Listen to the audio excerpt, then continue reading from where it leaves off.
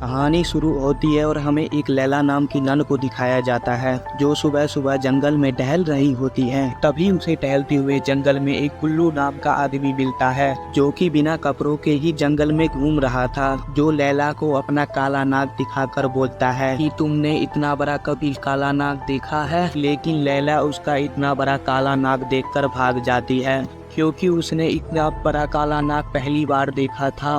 इसके बाद अपने भगवान के पास आकर लैला माफी मांगने लगती है क्योंकि आज उसने काला नाग देख लिया था। लैला वहां पर माफी मांग रही थी तभी वहां पर लल्लू नाम का एक लड़का आ जाता है जो कि पास में ही भेड़ चराया करता था। लैला उससे बात करते हुए भेड़ के साथ खेलने लगती है। वहीं पास रखे हुए पानी में वही काला नाग वाला आदमी उसमें दिखाई पड़ता है। उसे देखकर लैला काफी घबरा जाती है। तभी वो आदमी लैला को एक सेब देता है लेकिन लैला उस सेब को फेंक देती है और वहां से चली जाती है। उसके बाद हमें पता चलता है लैला एक बहुत बड़े चर्च में रहती है जो कि जंगल के बीचों बीच था। यहाँ पर बहुत सारी नन होती हैं। वह सभी बिना मर्दों के रहती है जो केवल गॉड की प्रार्थना करती है।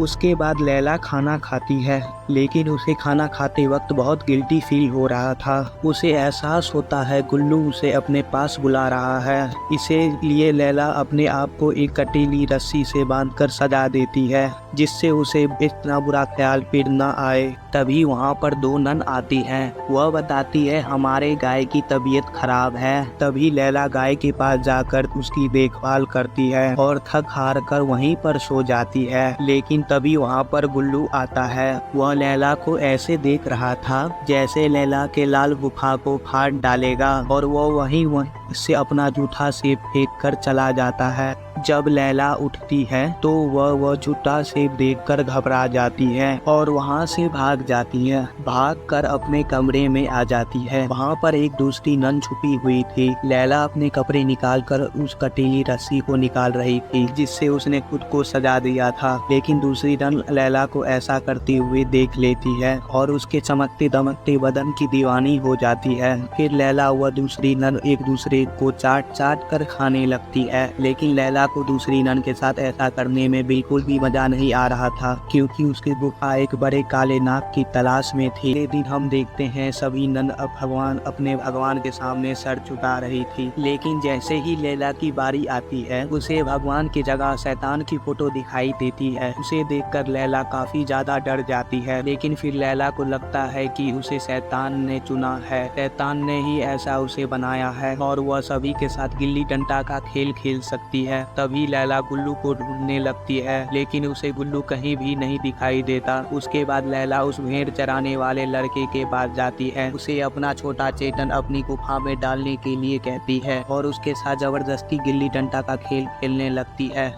लेकिन लल्लू किसी तरह उससे बचकर भाग जाता है। इससे लैला को गुस्सा आता है क्योंकि वह गिल्ली डंडा का खेल खेल नहीं पाई थी। उसके बाद लैला फिर से अपने रूम में आ जाती है। वहाँ पर वही फिर रात वाली नन फिर से आती है लेकिन उसके लीडर ने उसे बहुत मारा था। लेकिन लैला को इस बात से कोई फर्क नहीं पड़ता। फिर वह उससे चिपकने लगती है लेकिन दूसरी नन उसे ऐसा करने से मना कर देती है और वो वहाँ से जाने लगती है। लेकिन अब तो लैला की गुफा की प्यास बढ़ती ही जा रही थी इसलिए लैला को बहुत गुस्सा आता है। फिर चाकू से उसका काम तमाम कर देती है। इसके बाद लैला एक दूसरी नन के पास जाती है। वहाँ पर वह देखती है वह दूसरी नन सुसाइड करने वाली है। इसके बाद लैला उसे बचाने के बजाय उसे धक्का दे देती है जिससे उस नन का काम तमाम हो जाता है। इसके बाद हम देखते हैं लैला उस भेड़ चराने वाले बच्चे के पास जाती है। वहाँ लल्लू सो रहा होता है। वहाँ लैला धीरे धीरे उसकी रजाई में चली जाती है और उसके छोटे चिकन से खेलने लगती है। लेकिन तभी लल्लू उठ जाता है और लैला को धक्का दे देता है। यह सब देखकर लैला को गुस्सा आ जाता है और लैला उस छोटे चेतन को एक चाकू से काट देती है और उसका काम तमाम कर देती है। लेकिन लैला का इससे भी मन नहीं भरता। इसके बाद उसके पूरे घर को जलाकर भाग जाती है। अगले दिन दो नन लैला के पास आकर लैला को बताते हैं लल्लू के घर में आग लगने की वजह से लल्लू की मौत हो गई। थोड़ी देर बाद लैला देखती है उसका लॉकेट गले से गायब है। तभी उसे याद आता है उसका लॉकेट तो लल्लू के हाथ हाथ में ही रह गया था। उसके बाद वह लल्लू के लाश के पास जाकर उससे अपना लॉकेट ले लेती है, लेकिन उसे ऐसा करते हुए उसकी सीनियर नन देख लेती है। उसे देखकर लैला वहाँ से भागने लगती है, लेकिन वह नन लैला के पीछे जाती है और उससे कहती है, मुझे पता है तुमने ही उसे गुफा की प्यास में उसे मारा है। वह सीनियर नन लैला की इस गलती के लिए गॉड से माफी मांगती है, लेकिन लैला अपने शैतान को याद करने लगती है। शैतान उसके हाथ में एक रस्सी प्रकट कर देता है और लैला उस रस्सी से सीनियर नन का काम तमाम कर देती है। अगले दिन सारी नन उन लाशों को दफना रही होती है। उसे देखकर लैला को एहसास होता है उसने इन सभी को मारकर बड़ी गलती कर दी है। तभी वह भागकर एक गुफा में आती है, वहाँ अपने गॉड से माफी मांगती है, लेकिन तभी वहाँ वही शैतान गुल्लू आ जाता है। लैला से कहता है कि तुम्हें शैतान ने चुना है और हम मिलकर सभी नन को अपने जैसा बनाएंगे और उन पर कोई पाबंदी नहीं होगी। और उसके बाद सभी नन लैला को सीनियर नन बना लेती है। फिर सभी नन चर्च में जाकर खूब मौज मस्ती करते हैं और बिना कपड़ों के ही डांस करते हैं, लेकिन लैला को यह सब देखकर बिल्कुल भी अच्छा नहीं लगता। वह गुस्से में आ जाती है, लेकिन सारी नन मिलकर उसका चाकू से काम तमाम कर देती है। लेकिन लैला जैसे तैसे उनसे बचकर अपने कमरे में आ जाती है। वह अपने बेड पर लेट जाती है, लेकिन तभी उसके खून के धब्बे भी गायब हो जाते हैं। वहाँ वही सारी नन आती है जिन्हें लैला ने मार दिया था और लैला भी बिल्कुल ठीक